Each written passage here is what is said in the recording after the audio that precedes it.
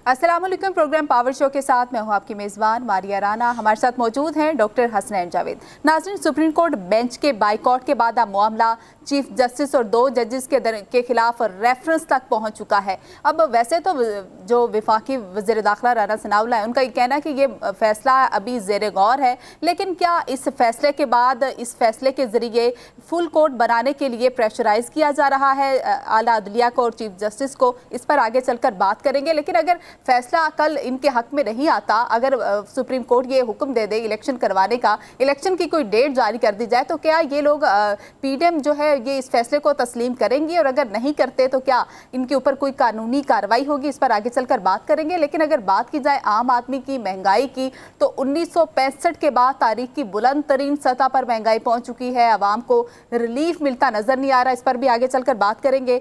अभी हमें ज्वाइन किया है रहनुमा मुस्लिम लीग नून माइजा हमीद साहिबा ने। मैडम, वेलकम कहेंगे आपको शो में। अस्सलाम वालेकुम जी। वालेकुम सलाम। मैडम, बहुत शुक्रिया आपके वक्त का। सबसे पहले तो बताइएगा कि ये जो नून लीग की पार्टी रजिस्ट्रेशन मनसूख करने के हवाले से पीटीआई बात कर रही है कि ये रेफरेंस दायर करेंगे, क्या ये इतना आसान होगा? देखें, अगर फॉरेन फंडिंग का केस 9 सालों में जो है वो अभी डिसाइड हो गया है, तो मेरा ख्याल है कि इतना आसान नहीं होगा। और ऐसी जो पॉलिटिकल पार्टीज़ हैं जो फॉरेन फंड लेती रही हैं और वो प्रूव हो चुका है, उसके बाद अब जो है ये जो एक गलत किस्म की आप दायर करते हैं, तो इसका मतलब पकड़ता ही नहीं है कि वो उस पर जो है कोई अमल दरामद होगा। कोई फैक्ट्स होंगे, कोई ठोस चीज़ें होंगी, तो फिर ही डिसाइड होगा कि ये जो है, मेरा ख्याल है कि ये तो बात ही करना जो है वो इररेलेवेंट है। अच्छा मैडम, ये बताइए कि आप आर्टिकल 224 को मानती हैं या आप आर्टिकल 254 के साथ जाना चाहिए? आर्टिकल 245 कहता है 54 कहता है कि तब जब नेचुरल डिजास्टर हो या जैसे आपने बेनज़ीर साहिबा कहा कि शहादत हो। अभी ना कोई शहादत हुई और मुल्क की मईशत तो मुकम्मल तौर पे तबाह ही थी। 16 अरब रुपए में थे और इसहाक डार साहब के बाद 2.9 पर आ गए और अभी 33 कंपनी के बंद होने के बाद रिजर्व्स और नीचे आ जाएंगे। तो मुझे आप ये बताएं कि हमारे पास तरीकाकार क्या? और फवाद चौधरी साहब ये भी कह रहे हैं कि ये अंदरूनी तौर पर साजिश है कि आप जो मरियम बीबी हैं वो इन हाउस यानी हाउस ऑफ शरीफ के अंदर फूट की वजह से वजीर आजम साहब को फारिग करवाना चाहती हैं। और मिफ्ता इस्माइल साहब की भी बात मैं अगली दफा पूछता हूं, पहले आप ये जवाब दे दीजिए। अमेरिका की साजिश इमरान खान साहब ने शुरू की, साइफर की इमरान खान साहब ने शुरू की, फिर उन्होंने पता नहीं कौन सी साजिशों की बात की। वो झूठे थे और उनको झूठा करार देना चाहिए। अवाम को भी पता है वो झूठे हैं। और as far as Maryam Nawaz साहिबा कंसर्न है, as far as Shehbaz Sharif साहब कंसर्न है, as far as Nawaz Sharif साहब कंसर्न है, सब एक पेज पे हैं। पीडीएम एक पेज पे है। कोई किसी किस्म की फूट नहीं है। ये जो पाकिस्तान का माशी मसला है वो किसी पॉलिटिकल पार्टी का पर्सनल मसला नहीं है कि उसको हम ये कहें कि हम जो है पर्सनल वजह से इलेक्शन नहीं जो है इलेक्शन कमीशन कराना चाह रहा है। माइजा साहबा, कारकुनान को उठाना, दफ़ा 144 का नफाज, आईनी तरीके से तयशुदा 90 रोज़ के इलेक्शन से इनराफ, क्या ये जमहूरियत है? ये कुरैशी साहब का ये बयान है, इन दोनों का जवाब दीजिएगा। देखिए, जमहूरियत तो ये भी नहीं है कि पिछले 4 साल में जो है मरियम नवाज साहिबा को, ख्वाजा साद रफ़ीक को, जो हमारी सारी टॉप टियर लीडरशिप है, उनको सियासी और इंतकामी कार्रवाइयों का जो है वो निशाना बनाया गया। तो जमहूरियत तो फिर उसको भी नहीं कहा जा सकता। बहुत से ऐसे जो है तकरीरें पार्लियामेंट में जिसमें जो है अदलिया के ख़िलाफ़ की गई, तो जमहूरियत तो उसको भी नहीं कहा जा सकता। तो अगर ये बात की जाए तो ये तो इन्होंने बैड एग्जाम्पल सेट की हुई हैं। इन्होंने अपनी हुकूमत में ऐसे काम किए हुए हैं जिसमें इन्होंने इंतकामी कार्रवाइयाँ भी की हुई हैं, पॉलिटिकल विक्टिमाइजेशन भी की हुई है, अपनी मर्जी से असेंबलियाँ भी छोड़ी हुई हैं, अपनी मर्जी से असेंबलियाँ भी तोड़ी हुई हैं। तो कौन सी ऐसी चीज़ है जो रह गई है पीटीआई की तरफ से जो ये अपनी मर्जी से करें तो कहें ये जमहूरियत है, और जब इनकी मर्जी ना हो तो इसको कहें कि वो जमहूरियत नहीं है? मैं तो समझती हूँ इमरान खान साहब और उनकी पॉलिटिकल पार्टी तो फाशिज्म को रिप्रेजेंट करती है और फंगस वाला आटा बहुत बड़े हैं। किया जा रहा है मैडम, उनकी जानिब से ये दावा किया गया कि फंगस आटे की जो जहाँ तक आटे की बात है, शहबाज शरीफ साहब जगह जगह जा रहे हैं और वहाँ जाके वो आटे का खुद मुआयना करते हैं और ख़ुद देखते हैं कि किस तरीके से आटा जो है वो बांटा जा रहा है और क्या अमन तरीके से आटा दिया जा रहा है कि नहीं दिया जा रहा, कि वहाँ कोई लड़ाई झगड़ा तो नहीं हो रहा या वहाँ पे किसी की इज्जत नफ्स तो ख़राब नहीं हो रही। लेकिन एक आपको बात बता दूं कि अगर ये पीटीआई वाले गलत बात करेंगे या इसको मिसकंस्ट्रू करेंगे, ला के दे दें कोई आटा ऐसा है तो ऐसे ही जो है झूठ इमरान खान साहब बोलते हैं, ऐसे ही उनके पॉलिटिकल पार्टी के जो लोग हैं वो बोलते हैं। अच्छा, ये बात आपकी बिल्कुल दुरुस्त है कि ये जो पॉलिटिकल विक्टिमाइजेशन जो है ये मामला बड़ी गड़बड़ की तरफ जाते हैं। राना सनाउल्लाह साहब के साथ मैं बहुत कंडेम करता हूँ कि जब उनके ऊपर गलत केस डाला गया, उनके ऊपर चर्च डाल दी गई और खुदा न खास्ता उनको सजाए मौत भी हो सकती थी इस मैटर के ऊपर, और इस तरह के और भी मामलात हुए।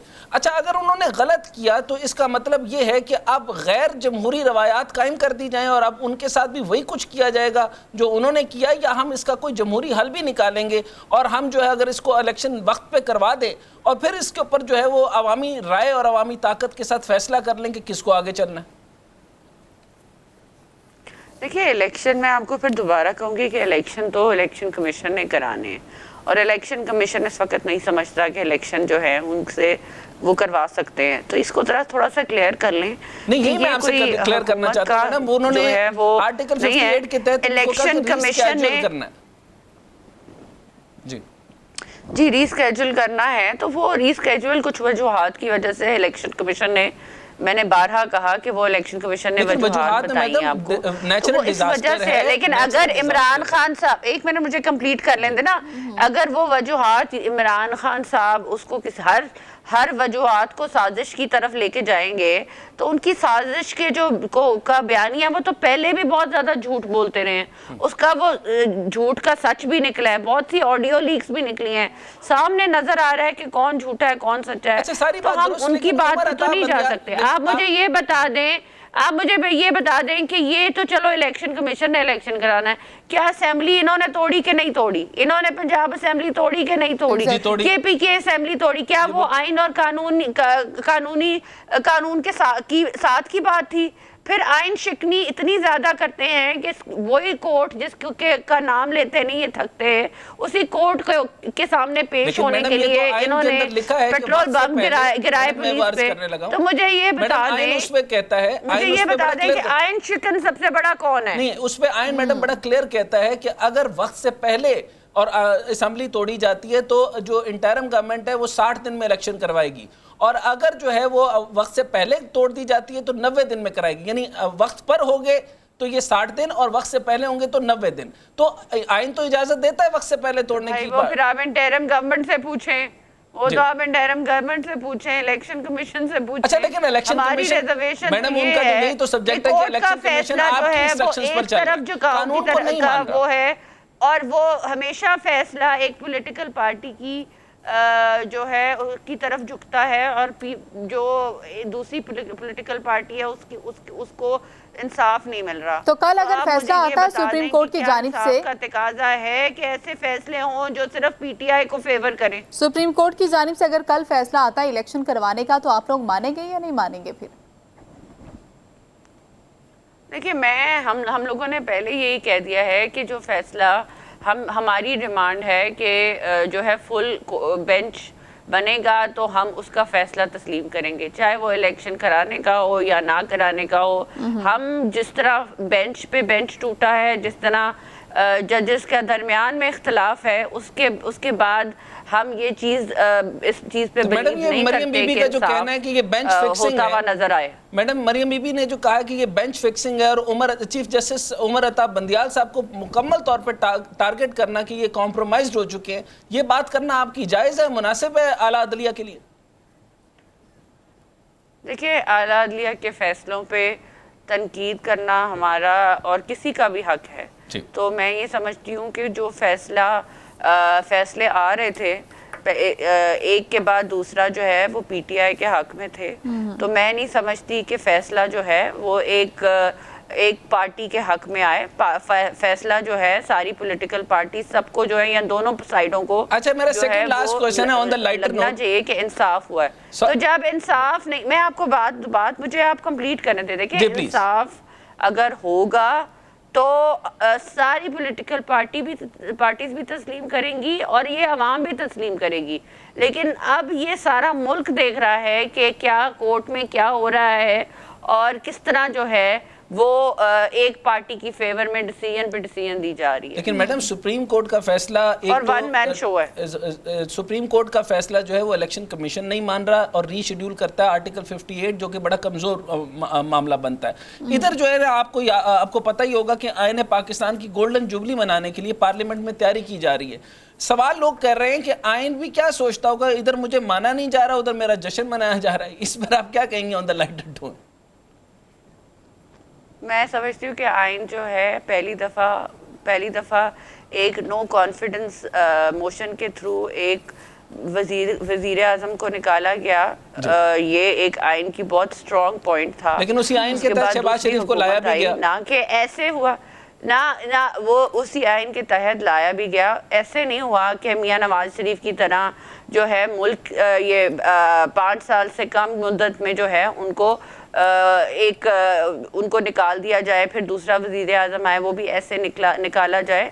सारे जो है उनको आइन के तरीके से आना चाहिए और आइन के तरीके से ही आइन और कानून के तरीके से पार्लियामेंट के जरिए आना चाहिए। लोगों का सवाल है, मैं आपसे पूछ लेता हूँ, अगर मुमकिन है आप मेरे से नाराज नहीं होंगी इस बात पे। वो कहा गया था कि एक मफरूर होकर उन्होंने कुछ उज़र पेश करके वो लंदन तशरीफ ले गए थे, तो आइन के मुताबिक वो मफरूर हैं, वो कह रहे हैं कि वापस मुल्क में आए, तो वहां पर वो प्रिजाइड कर रहे हैं। तो आपको लगता है कि प्रिजाइड करते हुए वो बाइकआउट का ऐलान भी करें और आना सना उनके बिहाफ पर ये कहें कि हम ये जजेस का एक तो फैसला भी नहीं मानेंगे और प्लस जो है हम उनके लिए उनके खिलाफ जो है वो केस भी चलाएंगे और रेफरेंस भी दायर करेंगे? फरमाइएगा। मफरूर तो जी वो हैं जो कोर्ट के अंदर जो है वो धावा बोलते हैं। मफरूर तो वो तो हैं हाजिर जो हो रहे हैं मैडम, वो तो सारी अपने घर से जो है बेड से नहीं निकलते, वो तो जिस तरह हाजिर हुए हैं वो आपको भी पता है, मुझे भी पता है। तो मफरूर तो वो हैं जो अपने घर से पेट्रोल पंप पुलिस पे गिराते रहे ताकि हम और खुद बेड के पीछे छुपे रहे और औरतों को ढाल बनाते रहे। सबसे बड़ी मफरूरियत, एक minute you have to let me complete. मफरूर वो होता है, वो मफरूर नहीं होता जो लंदन से अपनी बेटी का हाथ पकड़ के जो है पाकिस्तान आए और अपने आप को जो है अथॉरिटीज के हवाले करे और अब उनकी बेटी डेथ सेल में हो। तो मैं ये समझती हूँ मफरूर वो नहीं होता। मफरूर आपके सामने है जो पुलिस आती है और छुप जाता है बेड के नीचे।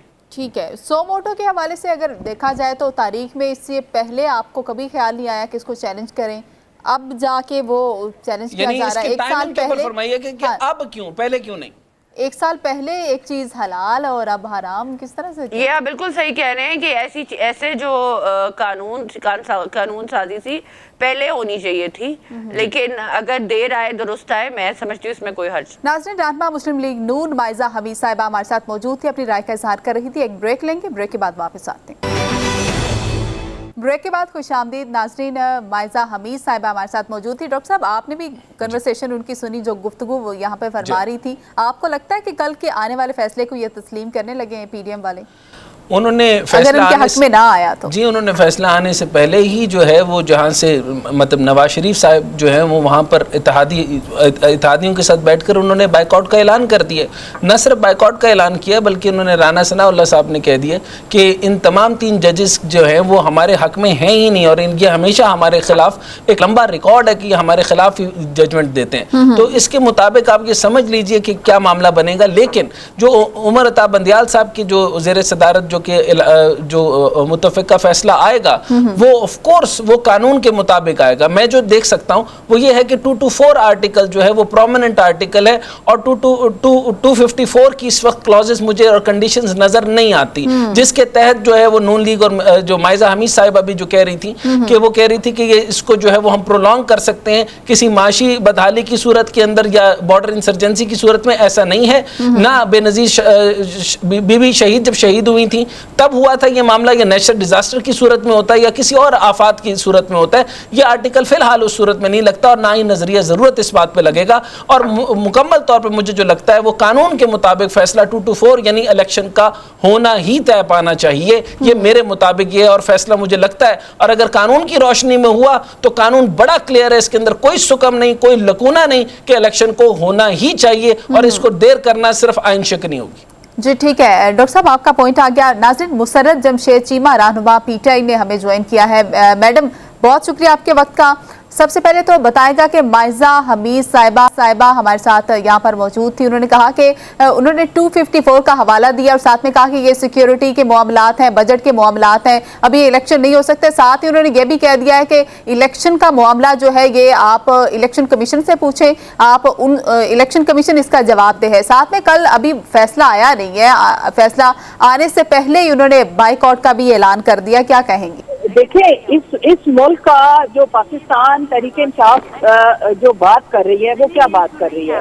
वो ये नहीं कह रही कि हम फलाना जज को सपोर्ट करते हैं या उसको फलाने के पीछे खड़े हैं। नहीं, हम तो कॉन्स्टिट्यूशन और आइन के पीछे खड़े हैं। और कौम भी 22 करोड़ अवाम जान चुकी है और इस चीज में किसी को भाम नहीं है, किसी का लीगल एक्सपर्ट या स्पेशलिस्ट होना जरूरी नहीं है। वाज़ेह है कि आपको 90 डेज के अंदर इलेक्शन कराना है और यही चीफ जस्टिस साहब ये आर्टिकल 224 बिल्कुल यही कहता है। सही बात है। अच्छा, मैं कंप्लीट कर लूं जी। अच्छा, अब जब वो ये बात कर रहे हैं कि मावराए आइन वो किसी भी इक़दाम को सपोर्ट नहीं करेंगे, तो ये सिसिलियन माफिया इनको क्यों खोसा साहब ने कहा था? वजह यह है कि एक कॉन्विक्टेड एक एब्सकॉन्डर जो 50 रुपए के स्टाम्प पेपर के ऊपर एक आर्जी लीव जो बीमारी की शक्ल में गया था, वो इस मुल्क के अदलिया को प्रेशराइज कर रहा है कि गैर आईनी कदम उठाओ, कि ये कौन होते हैं, इनके ऊपर कंटेम्प्ट लगेगी और इंशाल्लाह ताला इस मुल्क की अदलिया लगाएगी। ये कौन होती है? ये जो इंफॉर्मेशन मिनिस्टर बनी फिरती है, जो उनकी जाती एक कलीग की हैसियत रखती है, वो क्यों कैसे कह सकती है कि हम इसका बायकॉट करेंगे और हमें ये काबिल कबूल नहीं होगा? मुसर्रत जमशेद चीमा, फुल कोर्ट बनाने में क्या बहाम है? आपको क्या एतराजात हैं? फुल कोर्ट अगर वो बनाते हैं तो इसमें अगर वो मतलब ये डिमांड कर रहे हैं फुल कोर्ट की, तो ये क्या कोई गैर आईनी?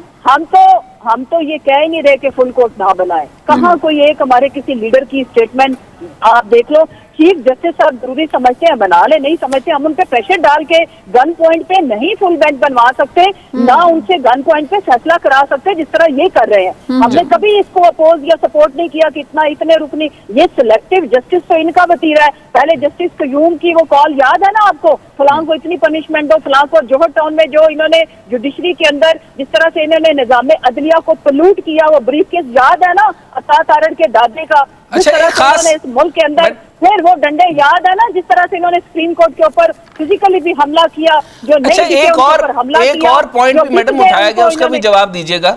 एक और इन्होंने पॉइंट उठाया, उसका जवाब दीजिएगा। उन्होंने कहा कि ये जो इल्तवा का मैटर आप डिस्कस करते हैं, ठीक है, जो एक तो सदर साहब के बारे में इन्होंने कहा कि हम उनको मानते ही नहीं, उनका आईनी ओहदा ही कोई नहीं।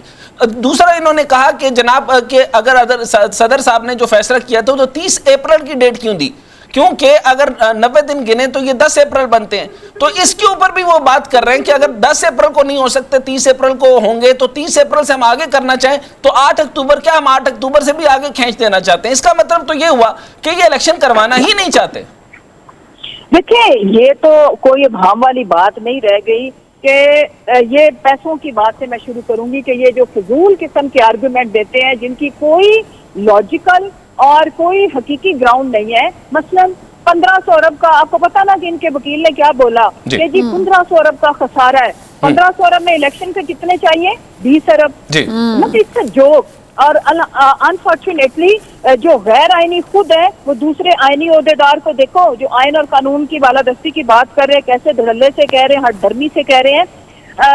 मुझे ये बताएं कि 20 अरब रुपए और 100 अरब के ये करप्शने कर रहे हैं, जहर वाला आटा बेच रहे हैं, और उसमें माशाल्लाह से मौत का खेल हर पाकिस्तान के चौक चौराहे में जिस तरह से इन्होंने जारी किया हुआ है कि इंसानियत की तजलील अलग और लोग अपनी जानों से, हमें तो उन जानों मजीद अगर ये जिस मईशत की मैडम ये बात कर रहे हैं उसमें आपको ये भी पता होगा कि तीन इंटरनेशनल कंपनीज, 30 लोकल कंपनीज जो मोबाइल की हैं वो अपने सारे प्रोसेस खत्म कर चुकी हैं, वो अपने प्लांट्स बंद कर चुकी हैं, खाम माल मिल नहीं रहा, बरामदात मजीद कम हो रही हैं, एलसीज नहीं खुल रही, मईशतदान सारे के सारे रो रहे हैं। और एप्टेमा के चेयरमैन ने हाथ जोड़कर उनको कहा कि टेक्सटाइल का आपने कब्रिस्तान बना दिया।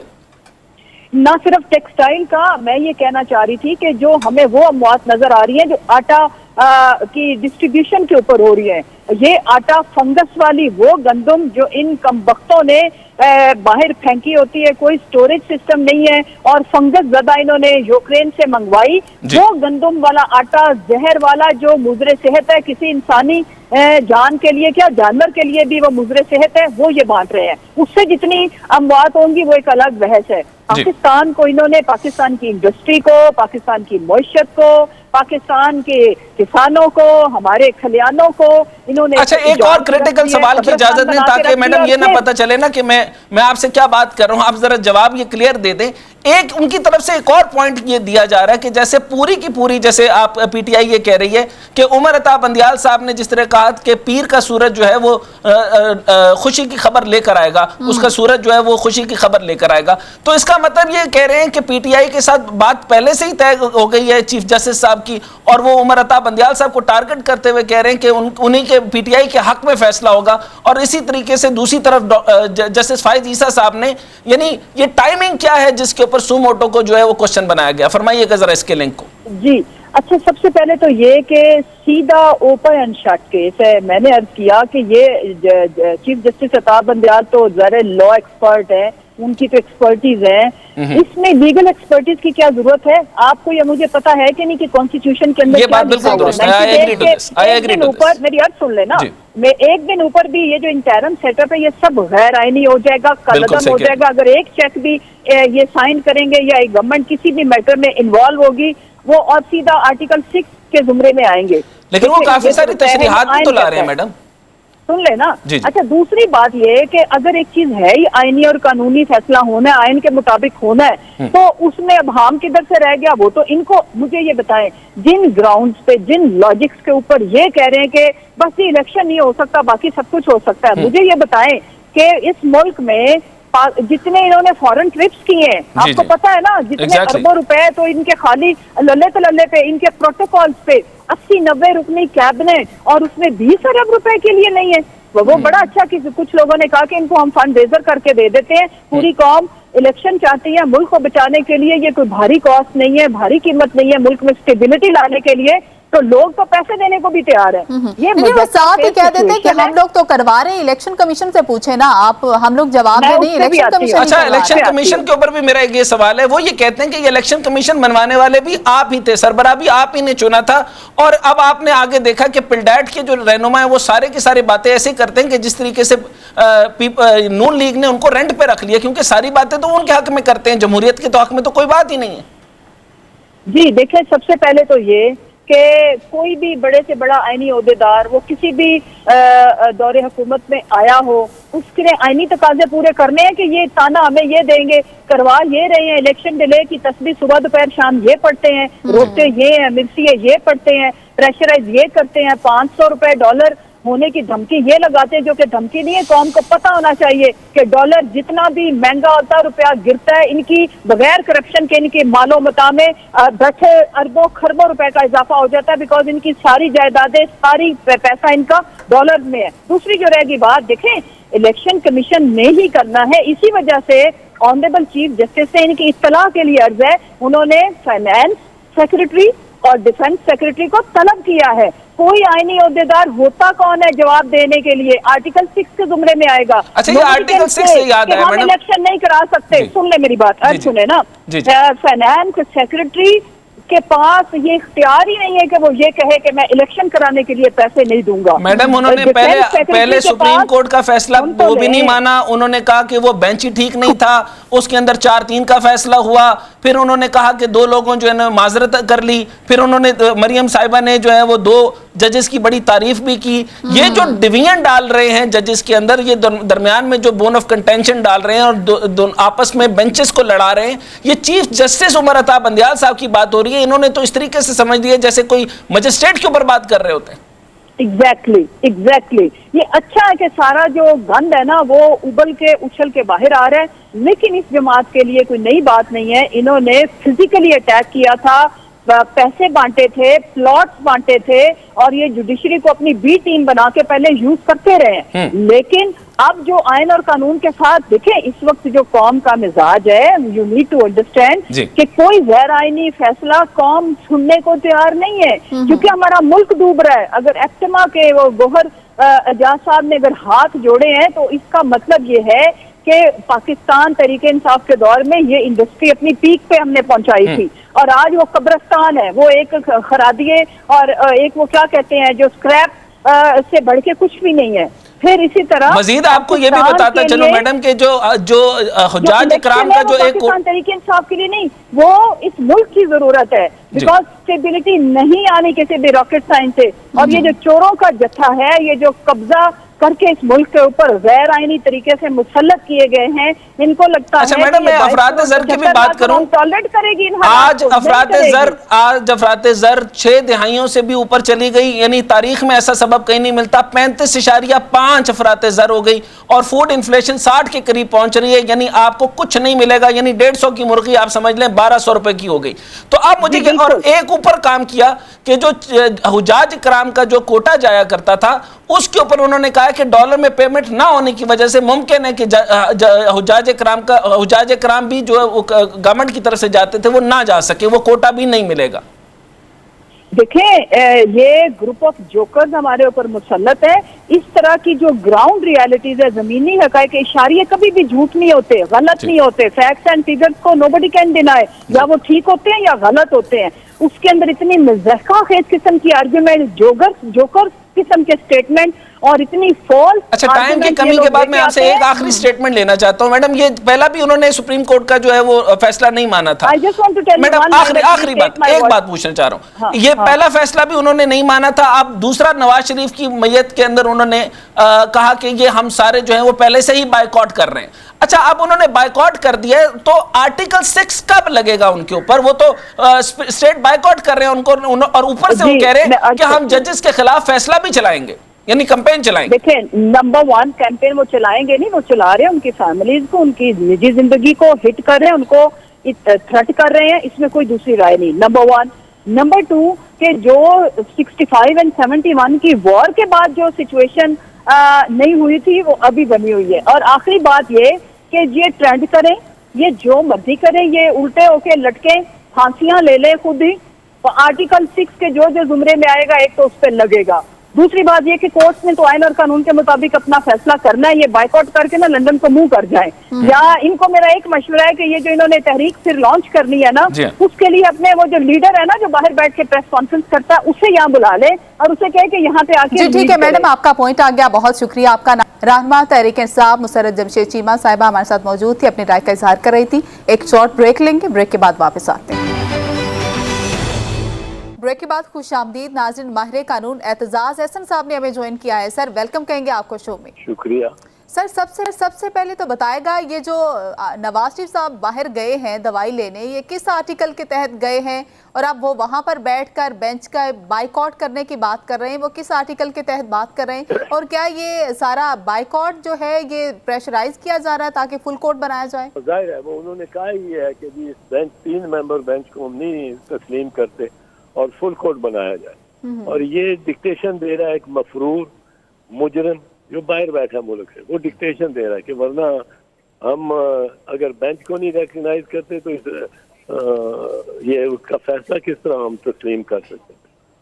तो ये बस एक घिनौना सा मकाबर ड्रामा चल रहा है स्टेज पे। अच्छा सर, मुझे ये बताइएगा कि ये किस बात को मैं मानूं? उधर नून लीग की तरफ से एक तो आपको पता ही है कि इत्तेहादी पीडीएम ने बात की, और मैंने जब कहा कि पीडीएम जो है उनके अंदर नून जो पीपल्स पार्टी है उसके जो आइडियाज़ हैं इस मैटर के अंदर के इलेक्शंस में जाना है, उनके कुछ और हैं, और नून लीग जो है वो सिरे से इलेक्शन चाहती ही नहीं है।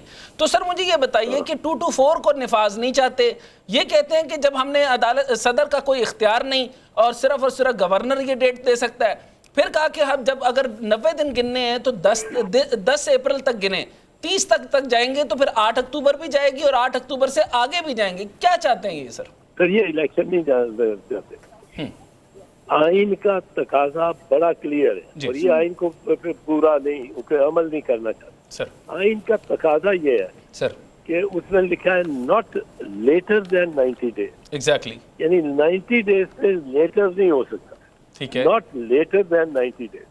अब आइन का अगर ये तकाजा है तो 90 डेज में ये इलेक्शन होने, और ये वो है जो आइन पे है जी। लेकिन कुछ लोग ये कहते हैं, ये वो एक दूसरे की राय है कि जी 90 दिन में, आइन का तो तकाजा है कि 90 दिन में ही हो, लेकिन आप देखें ना कुछ ये मजबूरी हो जाती है, ये रेंजर नहीं मिलते, वो फौजी नहीं आते, पैसे नहीं हैं और पैसे नहीं है, अब ये मजबूरी हो गई है आइन का। अब ये जरूरी हो गया है कि अब ये है नजरिया जरूरत। ओके। क्योंकि नजरिया जरूरत आइन से इनहराफ का नाम है। ओके, ये बड़ी क्लियर बात मैं समझना चाहता था सर। यहाँ पे ये बताइए कि नजरिया जरूरत का आइन में कोई आर्टिकल मौजूद है? मुझे तो नजर नहीं आया, मुझे आप जरा, मैं तालिबाना तौर पे पूछ रहा हूँ। नहीं, कोई नहीं, ये by definition he the doctrine of necessity is an extra constitutional doctrine by necessity, by very definition। बिल्कुल ठीक। क्योंकि इसमें इसके जरिए कहा दिया जाता है वक़्फ़ ये जी कि जी बिल्कुल दुरुस्त है, कॉन्स्टिट्यूशन कहती है मार्शल लॉ नहीं लग सकता। ओके। पर देखे ना यहाँ जरूरत है और ये मतलब है वो अब इसको लगना चाहिए, तो हर बिद्दत जो आइन में जो बिल्कुल मना है जी, उस पे अमल करना करने का जवाब मुहैया करता है नजरिया जरूरत। अच्छा सर, इसलिए नजरिया जरूरत के पाकिस्तानी कौम बहुत खिलाफ रही है। ठीक है। 1954 में नजरिया जरूरत लगा जब जस्टिस मुनीर ने Tamizuddin Khan speaker of the assembly की असेंबली को बहाल नहीं किया और सिंध हाई कोर्ट की जजमेंट सेटिसाइड कर दी। 1958 में नजरिया जरूरत लगा जब अयूब खान के मार्शल लॉ को आपने जायज करार दे दिया कि बिल्कुल ठीक है मार्शल लॉ नहीं लग सकता, पर यहाँ जरूरत थी। 1969 में मार्शल लॉ लगा जब याया खान के मार्शल लॉ को आपने जायज दिया। 1977 में भी और 1999 में भी जियाउल हक और मुशर्रफ को जायज करार देने के लिए, उनकी बगावत को जायज करार देने के लिए ये लगाया गया। बिल्कुल ठीक तो है। अब कौम इससे बहुत तंग आई भी है नजरिया जरूरत। अच्छा सर, मुझे ये बताएं कि आपका नाम जब ये जोड़ते हैं, आपने हमेशा हक का अलम बुलंद किया और एक दफ़ा फिर अपनी हस्बे रवायत आपने जो है ना हक का अलम बुलंद किया। इसका मतलब ये तो नहीं है कि आप किसी पार्टी का साथ दे रहे हैं। आपने तो इफ्तिखार मोहम्मद चौधरी साहब का भी साथ दिया, आपने आइन की और अदलिया की बहाली के लिए बात की थी। अब फिर आप वही बात कर रहे हैं और आपने कहा ना सवाल रहा ना जवाब रहा, आपने इन्ना लिल्लाहि व इन्ना इलैहि राजिऊन भी पढ़ दिया। तो ये बात जो सर आप कर रहे हैं, ये क्यों आपको इस चीज़ से जोड़ना चाहते हैं जबकि कानून बड़ा क्लियर कह रहे हैं 224 के ऊपर? तो इसमें इबाम क्या है सर?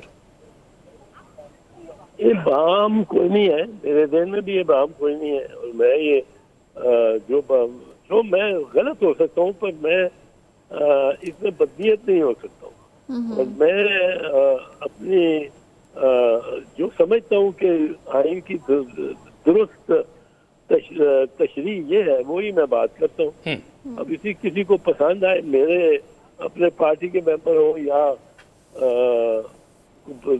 गैर हो, मुझे उससे गरज नहीं। अच्छा मुझे अब ये बताएं सर, मैं आपसे खास तौर पे अब ये पूछना चाहता हूँ कि इन्होंने ये जो सारे मामलात इन्होंने किए हैं कि ये क्या chief justice of Pakistan Umar Ata Bandial साहब को जो टारगेट कर रहे हैं और ये 3 बेंच और फुल बेंच और ये सारे मामलात, और इसी टाइम पे सू मोटो के ऊपर भी ये जो है वो आवाज उठाई गई है जबकि पहले उठा लेते, ये टाइमिंग अब क्यों सर? अब तो इस वक्त के ये ऐसा बना है चीन कि पंजाब और खैबर पख्तूनख्वा की असेंबलियों के इलेक्शन होने हैं 90 दिन के अंदर। जी सर, आइन ये कहता है। एग्जैक्टली। और सुप्रीम कोर्ट ने पहली मार्च को ये फैसला भी दे दिया है, वो 3 जजों की मेजॉरिटी से, और वो सुप्रीम कोर्ट का फैसला है कि इलेक्शन कराओ, फौरन कराओ। सर 90 दिन के अंदर अंदर ही कराओ। तो थोड़ा सा उन्होंने गुंजाइश दे दी कि अगर गुरेज का जरा आपके पास और कोई तजावत उससे करने का कोई और तरीका ही नहीं, तो फिर आप as close as to 90 days आप बढ़ा दें। ये सुप्रीम कोर्ट ने ऑर्डर में लिख दिया और कहा कि ये इलेक्शन होगा। बिल्कुल ठीक है। अब जब सुप्रीम कोर्ट ने ये कह दिया तो फिर ये भागे, ये नवाज शरीफ जो कबीला है जी इन्होंने 1997 में भी सुप्रीम कोर्ट को डिवाइड कर दिया एग्जैक्टली और लड़ा दिया। अब भी इन्होंने ये सुप्रीम कोर्ट को डिवाइड करके लड़ा रहे हैं। अच्छा नहीं सर, वो यहाँ पर कह रहे हैं कि जजेस जो हैं वो आपस में कब से ये चाहते थे कि उनको जो है वो शामिल किया जाए और ये सुमोटो जो है ये डिक्टेटोरियल आइडिया है, इस पर आप क्या कहेंगे? ये अभी इंतशार पैदा किया गया है, ये इंतशार था? देखिए इसमें फुल कोर्ट का तो ये है, ये पहले 9 मेंबर बेंच था जी 9 से 3 जो हुआ है ना वो उसका बड़ा लॉजिकल मंतकी नतीजा है और ठीक है, आंसर है।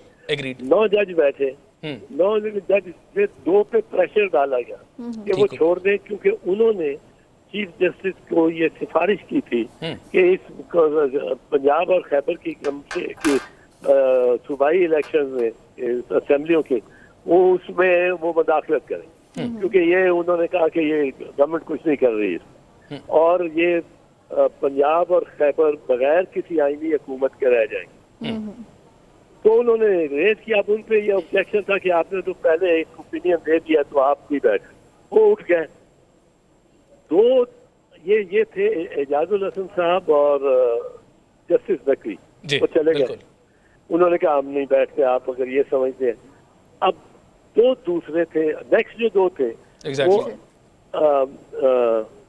अपने मिनल्ला साहब जी और याया अफरीदी जी जी सर। अब इन दोनों ने कहा कि हम नहीं बैठते क्योंकि हम इसको जायज ही नहीं समझते पिटीशन, और उन्होंने 9 के 9 ने रिकमेंड किया चीफ जस्टिस को कि आप एक नया बेंच बनाएं। उसके बाद ये तस्लीम करते हैं मंसूर अली शाह साहब भी अपने जजमेंट के एक फुट नोट में, जो बड़ा मुतनाज़ा फुट नोट सर, वो पर उसमें तस्लीम करते हैं कि 90 दिन लाजिम, और ये कि बेंच रिकॉन्स्टिट्यूट हो गया 5 रन एग्जैक्टली एक रिकॉन्स्टिट्यूट हो, ठीक हो गया सर। जब बेंच रिकॉन्स्टिट्यूट हुआ फिर उसके सामने कार्रवाई हुई। 5 जज थे जिनके सामने वो सारी बहस हुई, उस मुकदमे की बहस हुई, ठीक हो गया, वो उन 5 के सामने हुई। बिल्कुल ठीक है। और जब 5 ने ऑर्डर लिखा जी सर, तो उसमें पहला जिसपे 5 जजेस का दस्तखत है जी सर, उसमें पहली जो थी पहला जुमला ही वही है कि by majority of 3 against 2, by the majority of 3 against 2। अकलियत ने भी तस्लीम किया कि ये बेंच मुकम्मल है, ठीक है सर, और 3 और 2 का ये 5 मेंबर बेंच है, 5 3 बिल्कुल जमा ठीक 2 है, 5। बिल्कुल ठीक है। तो अब जब उन्होंने बहस सुनने के बाद फैसला दिया, उस वक्त किसी ने इतराज नहीं किया कि 7 मेंबर होने चाहिए। जी ठीक है, जिस वक्त उन्होंने फैसला दिया तो यही जो चीफ जस्टिस साहब ने पढ़ के अदालत में सुनाया जी जी कि by majority of 3 against 2 right. We are giving this judgement. अब उस वक्त ये 2 जो साहिबान थे जज, इन्होंने क्यों नहीं ये कहा एग्जैक्टली कि चीफ साहब यार 2 और 3 5 नहीं है, ये 2 और भी बैठे हैं हमारे साथ। बिल्कुल सही कह रहे हैं आप, वो 2 तो बैठे भी नहीं थे। एग्जैक्टली। अब मैं ये कहता हूँ कि सुप्रीम कोर्ट में कोई प्रॉक्सियां तो नहीं लगती, जैसे गवर्नमेंट कॉलेज लाहौर में हमारी लगती थी या लॉ कॉलेज में। जी हाँ, गवर्नमेंट का सुप्रीम कोर्ट में अगर आप एक बेंच का हिस्सा नहीं है तो उसकी जजमेंट आप में हिस्सादार तो नहीं बन सकते। एग्जैक्टली। सो इसका मतलब ये हुआ सर कि जजमेंट तो बड़ी क्लियर है, यानी 2-4 के तहत इलेक्शन हर हालत में होना ही है। से वो अपने कुलीग को फोन करके कहे कि वो यार कल तुम्हारे सामने फलां का केस लगा हुआ है जी, तो उसका ध्यान रख रहे हैं, और अगर मेरा वोट डालना पड़े तो मेरा वोट भी डाल देना। कराची बैठे वो इस्लामाबाद में पहुंचे, इस तरह तो नहीं हो सकता। अच्छा सर, क्योंकि ये तो बड़ी उतर गया शाहजरा जंक्शन, जी जी, वो आप वापस गाड़ी पे नहीं बैठ सकते। वो गाड़ी गुजरात जाएगी, वजीराबाद जंक्शन जाएगी, वो गाड़ी जेलम जाएगी, फिर पिंडी पहुंचेगी, पर ये उतर गया। अच्छा अब सर, ये चाहते हैं ये जजेस जी जी, जी कि वो फैसला जो 5 जजों ने किया हुआ है, जो order of the supreme court है, एग्जैक्टली, उसमें इनके दोनों के नाम बीच में शामिल कर दिए जाए और वो 7-4 हो जाए। ओके ओके, अब ये तो बहुत ही पेचीदा मामला है हाँ कि 2 जजेस जी, सुप्रीम कोर्ट के अपने फैसले, हाँ सुप्रीम कोर्ट के दिए गए फैसले जी, को रिवर्स कराना चाहते हैं। अंदाजा करें। अब वो रिवर्स नहीं करा सकते, ये मतलब है, ये तो एक बड़ा इलीगल। जी ठीक है एतजाज साहब, आपका पॉइंट आ गया, टाइम कम है।